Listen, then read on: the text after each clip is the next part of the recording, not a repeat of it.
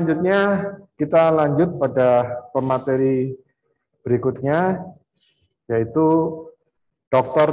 Gatot Sugiarto, spesialis penyakit dalam, konsultan alergi dan imunologi. Beliau akan membawakan materi meningkatkan imunitas pasien dewasa lansia dengan vaksinasi. Assalamualaikum Dr. Gatot, sehat dok? Alhamdulillah, waalaikumsalam warahmatullahi wabarakatuh.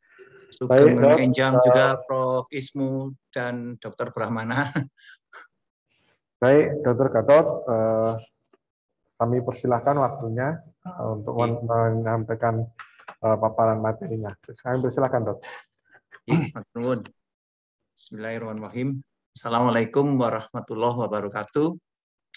Pertama-tama saya ucapkan terima kasih kepada Bapak Moderator yang telah memberikan kesempatan bagi saya untuk share sedikit tentang meningkatkan imunitas pada populasi dewasa dan usia lanjut. Kedua juga kepada ID dan pihak sponsor yang memberikan dukungan pada acara kita pagi hari ini. Judul yang saya peroleh adalah seperti yang tadi sudah disebutkan oleh Dr. Yongki, karena harus dirubah ke bahasa Inggris, maka saya tulis seperti ini. Tadi apa yang sudah disampaikan oleh Prof. Ismu sangat-sangat membantu saya dalam menjelaskan tentang vaksinasi pada usia dewasa ini. Jadi matur nuwun sangat Prof. Ismu. Beliau ini memang pakarnya vaksinasi ya. Sehingga untuk vaksinasi itu PABDI harus berguru pada IDAI gitu ya. Kami semua yang di Satgas Imunisasi Dewasa harus berguru pada Prof. Ismu ini termasuk karena beliau adalah pegawannya gitu ya. Ini adalah outline yang akan saya sampaikan. Jadi pneumococcal disease pada populasi dewasa, kemudian sedikit sejarah. Agak mundur dari kamera bisa dok? Gambarnya oh ya. Kenapa? Nah, ya pas dokter. Ya agak mundur. Okay. Nah, Ya, kemudian sejarahnya vaksinasi seperti apa, kemudian mengapa kita menggunakan vaksin jenis konjugat, lalu bagaimana tentang efektivitas PCV13 ini pada populasi dewasa dan bagaimana rekomendasinya. Jadi ini sedikit tentang pneumococcal disease pada populasi dewasa dan lansia. Jadi kita tahu bahwa dengan semakin bertambahnya usia, sistem imun itu juga mengalami penurunan fungsi yang kita sebut sebagai immunosenescence ya. Sehingga orang-orang yang usianya lanjut itu lebih rentan atau kurang mampu untuk melawan infeksi, terutama kalau infeksinya itu mengenai kuman-kuman yang baru gitu ya. Sementara itu beberapa penyakit komorbid, misalnya penyakit jantung, diabetes, dan beberapa penyakit yang lain itu seringkali banyak diderita oleh para senior ini, sehingga kondisi itu meningkatkan risiko untuk mengalami pneumonia. Kita tahu bahwa para senior ini lebih rentan untuk mengalami infeksi virus seperti misalnya flu, dan beberapa kondisi yang lainnya yang kadang-kadang akhirnya kemudian membawa penyakitnya itu masuk ke infeksi sekunder dan akhirnya menghasilkan pneumonia ya.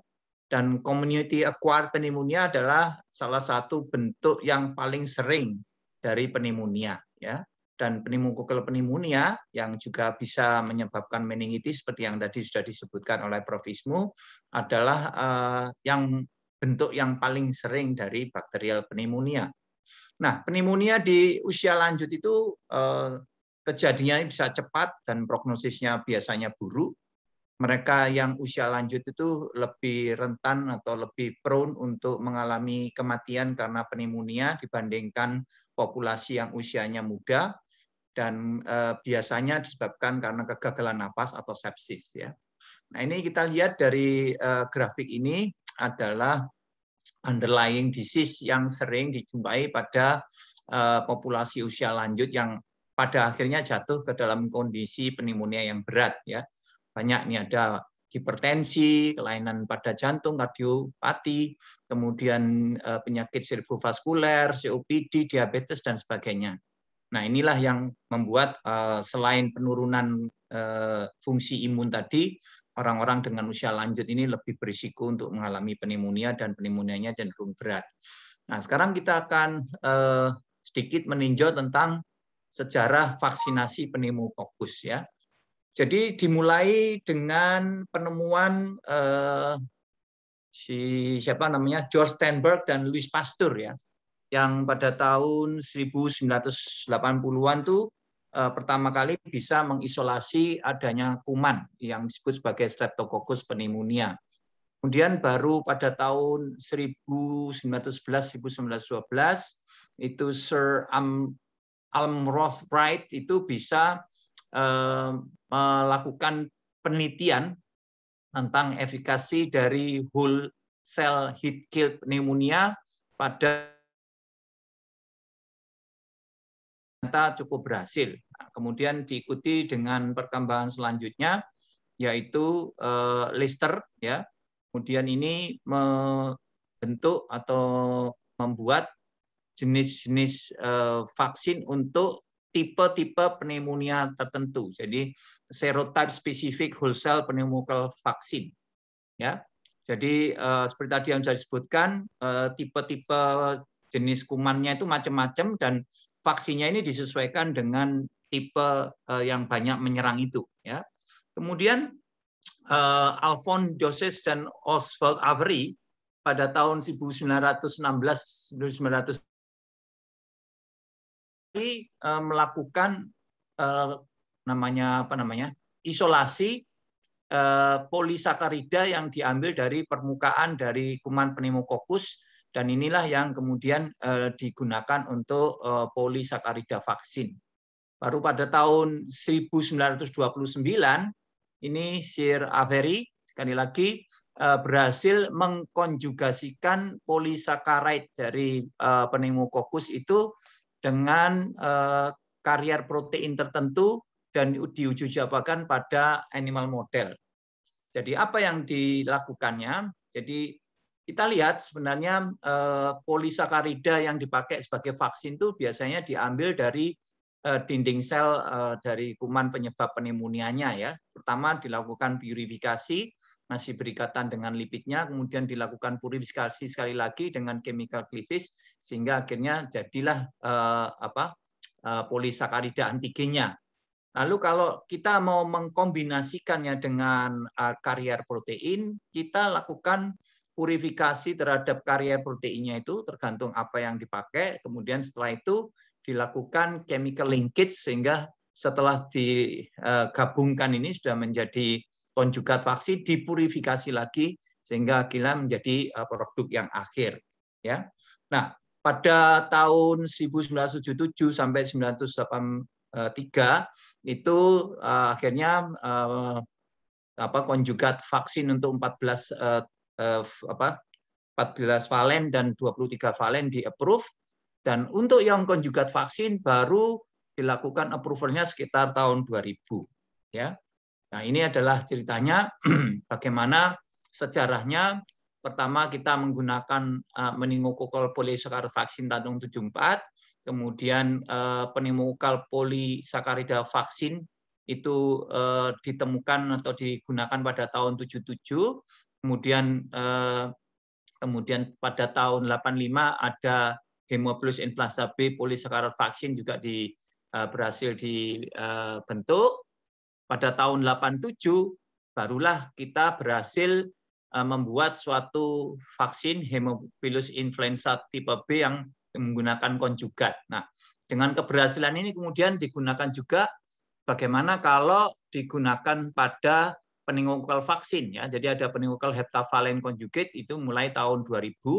Kemudian kita lihat pada tahun 2010 ada pneumokokal tridecavalen conjugate vaksin atau PCV13 yang kita kenal saat ini. Jadi dari beberapa tahun terakhir itu ya sudah ada 11 meta-analisis tentang manfaat dari PPV23, yaitu vaksin yang tersedia sebelumnya, yaitu jenis yang polisakarida itu.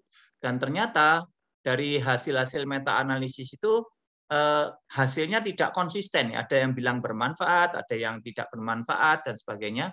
Sehingga menjadi pertanyaan, kenapa ya kok tidak bermanfaat? Apakah kita bisa meningkatkan efikasi atau effectiveness dari vaksin untuk pneumonia ini, gitu ya? Nah, akhirnya kita lihat ada upaya, yaitu dengan melakukan konjugasi. Bagaimana bedanya antara polisakarid vaksin dan konjugat vaksin? Kalau itu polisakarid vaksin, dia memang hanya mengandung polisakarida antigen yang diisolasi dari kuman pneumokoknya. Sementara kalau konjugate vaksin, dia ditambahkan dengan protein karier. Ya. Nah, apa yang timbul kalau kita memberikan jenis antigen yang berbeda kepada respon imun? Kalau dilakukan pada polisakarida vaksin, maka si polisakarida vaksin ini memang bisa dikenali oleh limfosit B, ya, dan langsung merangsang limfosit B untuk menghasilkan antibodi tanpa bantuan dari limfosit T. Tetapi dengan adanya protein karier ini akan merangsang juga limfosit T, dan limfosit T-nya akan menjadi T helper. T helpernya nanti akan membantu limfosit B untuk menghasilkan antibodi. Sehingga dengan demikian beda kalau di sini limfosit B-nya tanpa bantuan limfosit T, yang di sini dengan bantuan limfosit T, dan ada beberapa keuntungan berikutnya dalam hal memori. Ya, jadi bagaimana memorinya? Jadi kalau di sini ini tidak dibantu oleh limfosit T, dan ini tidak menghasilkan memori, ya, atau memorinya rendah. Sementara kalau menggunakan karier protein, karena nanti akan dirangsang oleh limfosit T, maka sebagian dari limfosit B yang teraktivasi itu tidak semuanya menjadi limfosit B efektor, tapi sebagian menjadi memori B cell. Jadi inilah yang manfaat-manfaat secara imunologis yang bisa diharapkan memberikan perbedaan antara vaksin jenis polisakaride dengan vaksin jenis konjugate. Ini adalah manfaat lain dari konjugasi. Jadi kalau misalnya tadi hanya menggunakan polisakaride vaksin, polisakaridnya dikenali oleh reseptor pada permukaan limfosit B, limfosit B-nya teraktivasi dan menghasilkan antibodi tanpa adanya memori. Sedangkan kalau polisakaridnya dikonjugasikan dengan protein karier, maka ini bukan saja akan mengaktifasi sel B, tapi sel B sebagai antigen presenting cell juga akan mengaktifkan limfosit T, dan limfosit T yang akan teraktivasi menjadi T helper. Pada gilirannya nanti T helper akan membantu limfosit B untuk menghasilkan antibodi, sehingga nanti akan terjadi lebih banyak sel B yang terangsang, sebagian menjadi memori, demikian juga limfosit T, sehingga makin banyak antibodi yang dibentuk dan memorinya akan menyebabkan titer antibodinya bisa bertahan untuk waktu yang lebih panjang. Ya, ini juga gambarnya kurang lebih sama, menggambarkan hal yang tadi sudah saya sampaikan, di mana karier proteinnya itu nanti akan diinternalisasi, kemudian diproses karena limfosit B juga sebagai antigen presenting cells, dan akhirnya mempresentasikan pada limfosit T, dan limfosit T-nya yang teraktivasi menjadi T helper seperti yang tadi sudah disampaikan.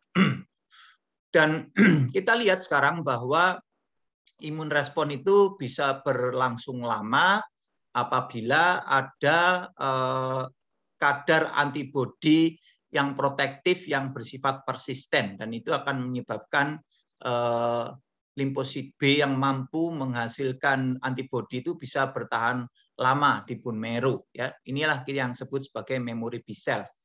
Memory B cell ini nanti kalau dia dirangsang berikutnya dengan antigen yang sama, dia akan bisa menghasilkan respon yang lebih cepat, dan titer antibodinya juga lebih tinggi dengan afinitas yang lebih tinggi dibandingkan respon primer. Inilah yang kita sebut sebagai konsep booster, ya. Vaksin COVID kan juga begitu, ya, harus disuntik setidaknya 2 kali.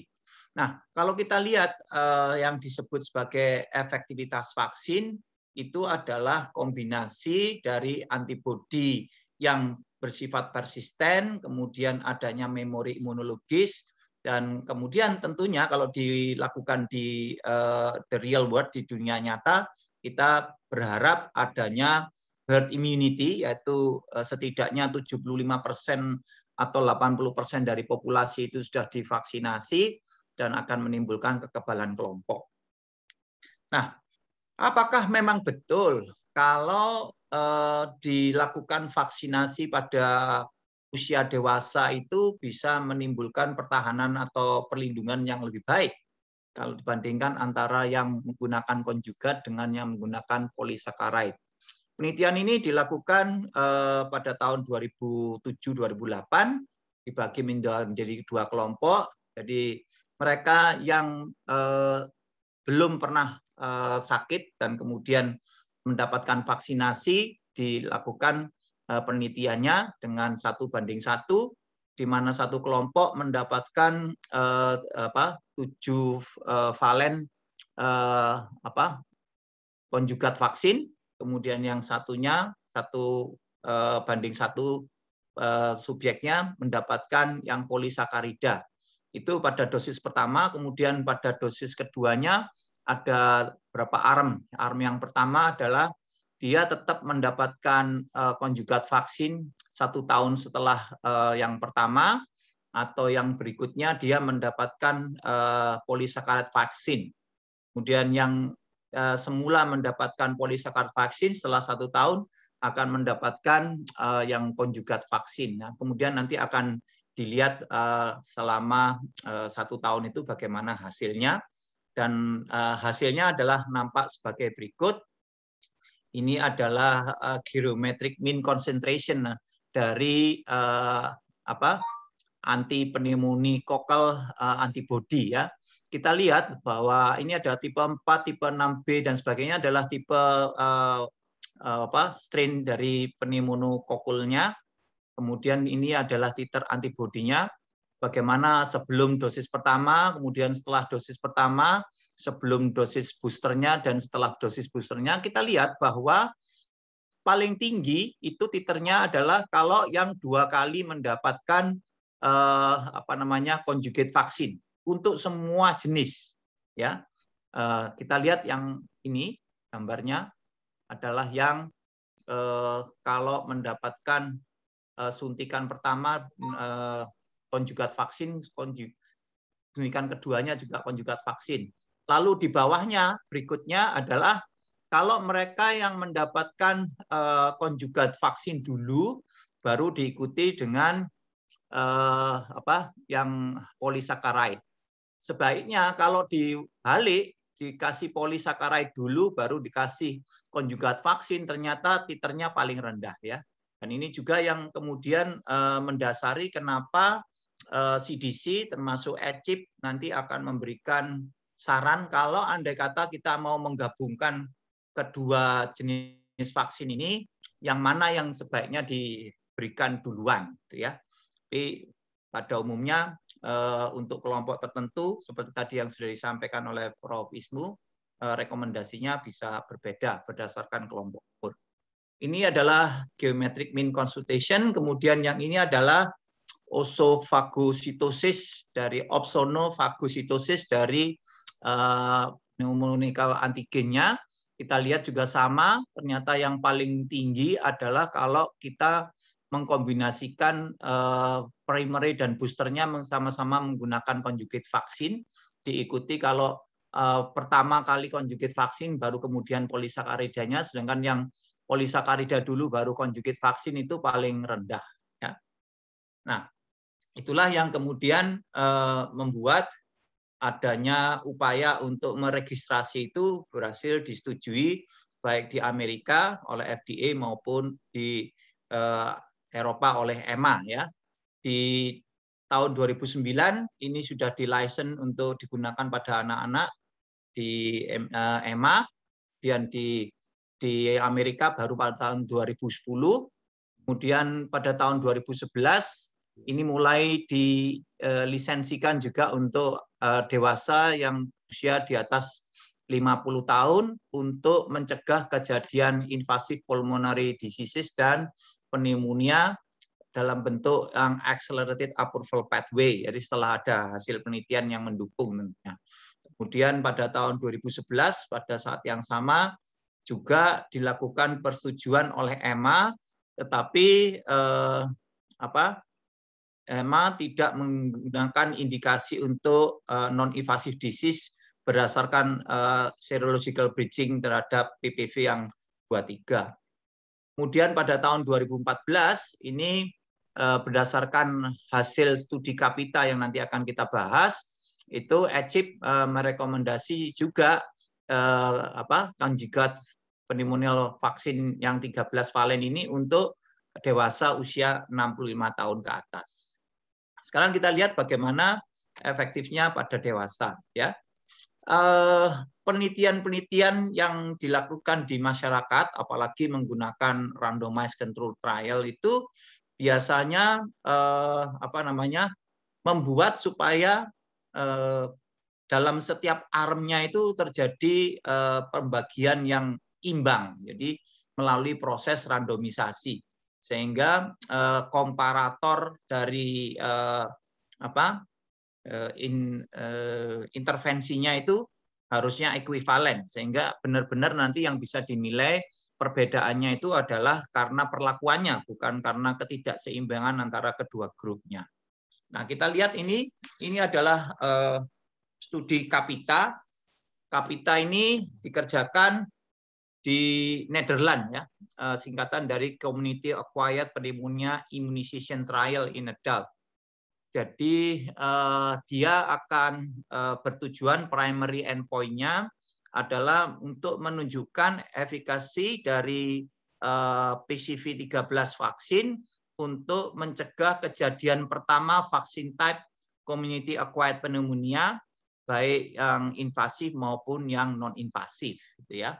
Kemudian secondary endpoint-nya adalah untuk menunjukkan efikasi dari PCV13 dalam hal mencegah episode pertama confirmed non-bacteremic and non-invasive vaccine type CAP, dan kemudian vaksin type invasive pneumonial disease. Nah, ini yang tujuan utamanya, ya. Kemudian dipantau selama 2 tahun, sejak September 2008 sampai Januari 2010, ya. Kemudian apa yang kita lihat secara protokol, maka kita lihat bahwa mereka yang tujuannya adalah primary endpoint, yaitu first episode of confirmed vaccine type CAP, ternyata dibandingkan mereka yang mendapatkan vaksin PCP itu cuma 49 orang yang mengalami episode pertama pneumonia, sementara yang mendapatkan placebo itu ada 90 orang. Sehingga dengan demikian vaksin efikasinya kalau dihitung adalah sekitar 45,6%, dan ini adalah sesuatu yang signifikan. Untuk secondary endpoint-nya sama, ya. Untuk yang non-bacteremic dan non-invasive type CAP itu untuk yang mendapatkan vaksin kejadiannya cuma 33 kasus, sementara untuk yang placebo 60, sehingga hitung-hitungannya adalah 45. Kemudian yang first episode of vaccine type invasive pulmonary disease itu pada yang mendapatkan vaksin cuma 7, sementara yang dapat placebo 28, sehingga efikasinya hitungannya adalah 75%. Jadi terdapat hasil-hasil yang signifikan. Kemudian kalau dilihat dari tolerabilitasnya, kemudian profil dari adverse event-nya, ternyata hasilnya kurang lebih sama dengan studi-studi sebelumnya yang pernah dilakukan pada populasi dewasa. Nah, ini kita lihat hasilnya dari keamanannya, apa saja yang dirasakan oleh pasien, baik reaksi yang lokal maupun yang reaksi yang sistemik. Ini berupa ruam kemerahan di tempat suntikan, ada yang bengkak, nyeri, kemudian sampai gangguan pergerakan pada lengan dan sebagainya. Kurang lebih memang secara signifikan lebih banyak dijumpai pada mereka yang mendapatkan vaksin PCV13 dibandingkan dengan yang placebo. Demikian juga halnya pada systemic adverse event, ya. Secara signifikan memang lebih banyak ini. Misalnya yang demam, kemudian yang mengeluh nyeri kepala, kemudian dan sebagainya itu relatif lebih banyak pada mereka yang mendapatkan PCV 13 ya. Nah, sekarang kita lihat dalam post hoc analisisnya ya. Kita melihat bahwa dibandingkan dengan mereka yang mendapatkan placebo, mereka yang mendapatkan vaksin PCV 13 itu secara konsisten ya selalu mendapatkan perlindungan dengan efikasi yang cukup tinggi dibandingkan dengan mereka yang hanya mendapatkan placebo sampai 4 tahun setelah penelitian ini dilakukan ya, seperti yang nampak pada gambar ini ya. Berikutnya kalau kita lihat dari kumulatif episode dari bakterial, non bakterial dan non invasivity tadi juga sama, sampai 3 tahun lebih itu selalu lebih baik dibandingkan dengan mereka yang hanya mendapatkan placebo ya. Untuk invasive pulmonary disease juga sama, pneumococcal disease ya, ternyata secara signifikan ini tetap bertahan lebih dari 3 tahun setelah dilakukan vaksinasinya. Nah, kemudian kita lihat beberapa subanalisis ya. Subanalisis dilakukan pada studi Kapita ini berdasarkan apakah orang itu punya risiko atau enggak ya. Ternyata memang kalau dibandingkan dengan mereka yang ada risikonya dengan mereka yang tidak ada risikonya itu memang hasilnya agak beda, tapi secara keseluruhan antara yang dengan risiko maupun seluruh pasien secara keseluruhan ternyata tidak jauh berbeda. Nanti akan kita lihat ya. Jadi mereka yang dengan risiko itu ada 41 ribuan, kemudian dibagi menjadi 20 ribuan mendapat yang PCV 13 atau placebo, yang tanpa faktor risiko sekitar 42 ribuan, dibagi juga menjadi 2, sebagian dapat PCV dan sebagian dapat placebo. Hasilnya seperti apa? Kita lihat seperti ini. Kalau dilihat kejadian kasusnya pada mereka yang mendapatkan PCV itu cuma 43 kasus untuk yang berisiko. Sementara yang placebo terjadi 72 kasus. Perlindungannya adalah 40,3%. Tapi kalau pada mereka yang tidak ada faktor risikonya, kejadian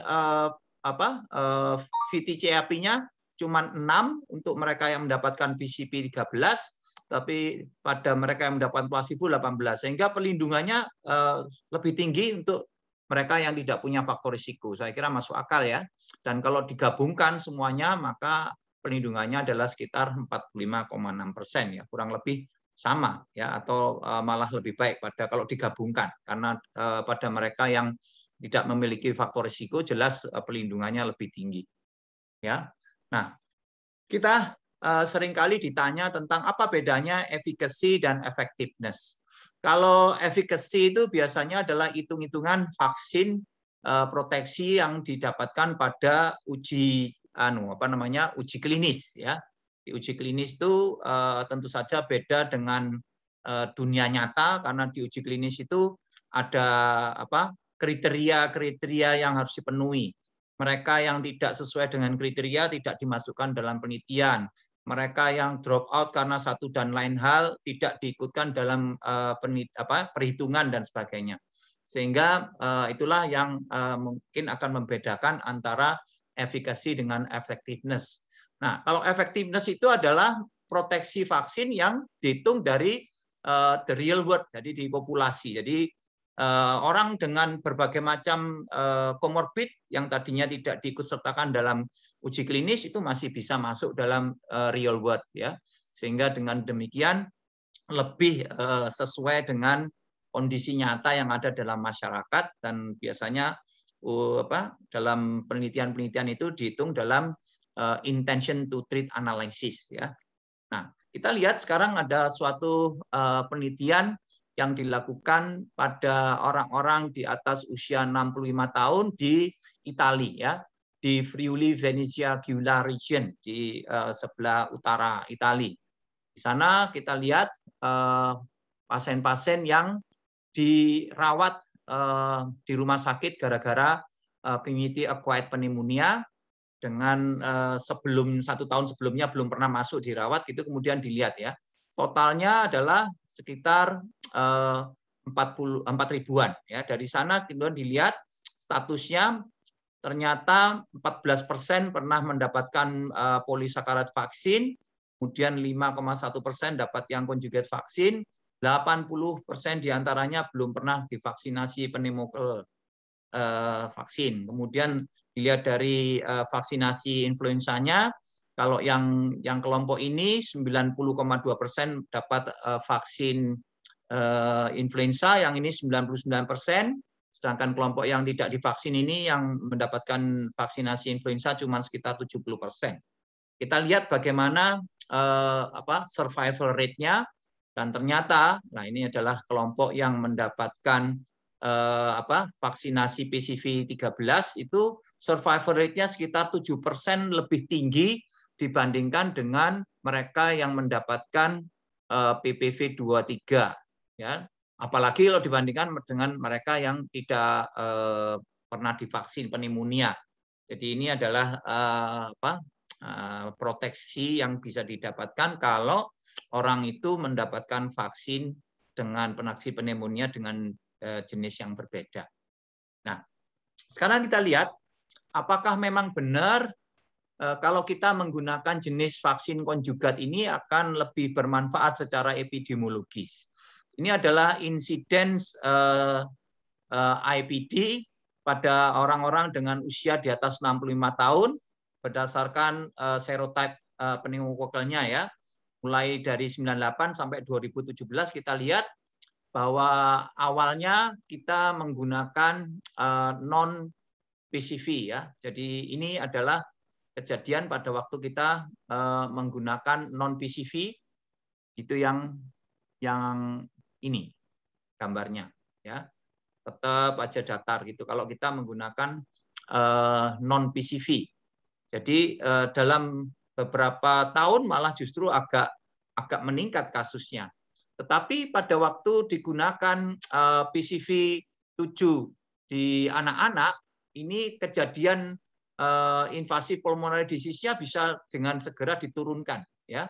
Ini kalau sebelumnya pada tahun 2000 seperti itu, kemudian cenderung turun. Pada 2010 diintroduce PCV 13 pada anak-anak, semakin turun lagi. Kemudian pada waktu 2014 diintroduce PCV 13 untuk usia di atas 65, maka kejadiannya terus semakin turun. Demikian juga untuk yang serotype 6C, itu kita lihat lama tambah turun ya. Jadi bagaimana sekarang data-data itu diaplikasikan pada rekomendasi. Jadi ini adalah rekomendasi dari ACIP ya untuk mereka yang usianya lebih dari 19 tahun ya. Untuk mereka yang tidak ada underlying medical condition-nya, rekomendasinya adalah diberikan pada usia di atas 15 tahun ya untuk PCV 13 ya. Tentu saja dengan diskusi tentang manfaat dan bahayanya terhadap masing-masing pasien ya. Kemudian untuk mereka yang memiliki kondisi tertentu tapi dia termasuk imunokompeten tapi ada alkoholisme, ada penyakit jantung dan penyakit liver dan seterusnya, maka untuk yang di atas usia 19 tahun sampai 64 tahun untuk PPSV memang dianjurkan 1 kali dosisnya. Tapi untuk yang di atas 65 sama ya. Ini berdasarkan persetujuan dari pasiennya.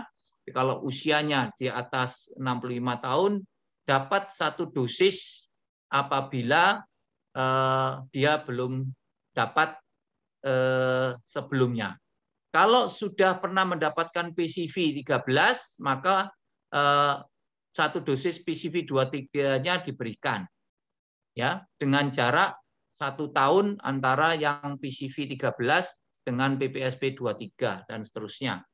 Kemudian kalau misalnya orang itu dalam kondisi yang imunokompromis, yaitu dengan berbagai macam penyakit semacam ini, maka dianjurkan 1 dosis untuk mereka yang usianya di atas 19 tahun, kemudian di atas 19 sampai 64 tahun diberikan 2 dosis, di mana dosis pertama dengan dosis kedua jaraknya harusnya lebih dari 8 minggu. Nah, tapi untuk mereka yang di atas 65 tahun itu cukup 1 dosis saja kalau dia belum pernah mendapatkan vaksinasi PCV 13 ya. Kemudian sama ini tadi kelewatan, mereka yang mempunyai cochlear implant atau ada kebocoran dalam cerebrospinal fluid-nya, dosisnya juga untuk mereka yang di atas 65 tahun dianjurkan 1 dosis kalau sebelumnya belum pernah mendapatkan PCV 13 vaksinasi. Mereka yang mengalami COPD juga begitu, maka mereka selain vaksinasi influenza juga dianjurkan untuk direkomendasikan untuk vaksin juga pneumonia. Nah, bagaimana pemberian pneumonia kalau vaksin PPV 23 dan PCV 13 kalau diberikan pada orang dengan usia di atas 65 tahun. Jadi kalau orang itu sehat-sehat saja, cukup 1 dosis ya. 1 dosis. Jadi kalau PCV 13-nya sudah pernah diberikan, maka kalau mau ditambahi dengan PPSP 23, gunakanlah PPSP 23-nya 1 tahun setelah PCV 13-nya ya. Untuk mereka yang imunokompeten seperti tadi cukup 1 dosis, tapi kalau misalnya sebelumnya sudah pernah diberikan PCV 13, maka gunakan PCV polisakaridnya itu 1 tahun setelah PCV 13.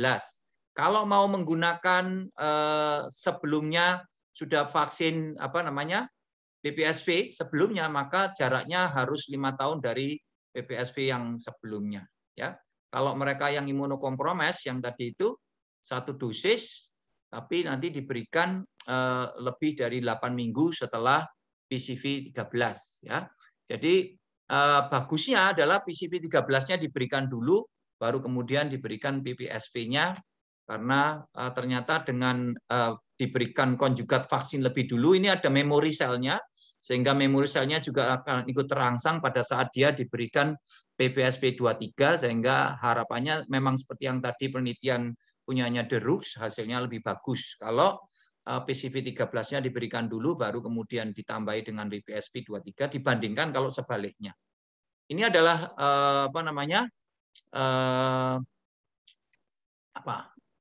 rekomendasi vaksinasi dewasa yang kita lihat untuk PCV 13 ya ini.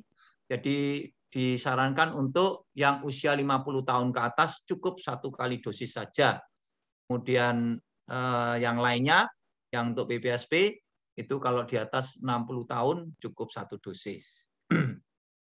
Efek sampingnya apa saja? Ini beberapa yang sering dilaporkan, adanya ruam, kemudian reaksi di tempat injeksi, kemeng di tempat suntikannya, kemudian ada pegel linu dan sebagainya. Persis sama seperti yang kita alami sekarang pada waktu teman-teman mulai disuntik vaksin yang ketiga dengan Moderna itu mungkin ya. Jadi tingkat keamanannya saya kira sama, walaupun dilaporkan bahwa angkanya dibandingkan placebo lebih tinggi, tetapi manfaatnya itu ternyata bisa memberikan proteksi yang 100% dan hasil-hasil tinjauan keamanan dari PCV 13 itu kurang lebih setara dengan beberapa penelitian vaksin sebelumnya. Ini adalah indikasinya, ya tadi sudah disebutkan oleh Prof. Ismu juga. Ini yang di Indonesia adalah di atas 50 tahun untuk perlindungan terhadap vaksin yang ini 135 ini tadi dan seterusnya. Ini sertifikat halalnya ada dari Amerika bahkan ya. Di Indonesia sudah juga dapat sertifikat halal dari MUI ya. Jadi take home message-nya adalah risiko pneumococcal disease itu sangat tinggi pada usia dewasa dengan bentuk angka kematiannya seperti U-shape curve pada anak-anak iya, pada usia di atas 50 tahun iya, terutama dengan yang memiliki faktor risiko. Dan dengan pemberian vaksin konjugate, ini kita mendapatkan keuntungan karena kita bisa membangkitkan respon imun yang melibatkan limfosit T, sehingga nanti diharapkan adanya memori limfosit T dan limfosit B dengan antibodi yang lebih tinggi titernya dan lebih kuat afinitasnya. PCV itu ternyata terbukti memiliki respon imun anti pneumokokal yang lebih tinggi kalau dibandingkan dengan PVP23 dan diberikan dengan 1 dus sebelum PPV23 ternyata menghasilkan respon antibodi yang lebih baik.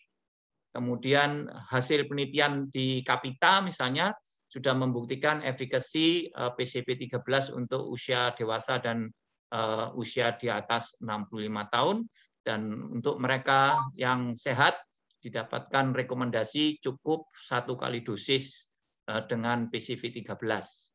Demikian, terima kasih atas perhatiannya. Saya akhiri. Billahi taufik walhidayah.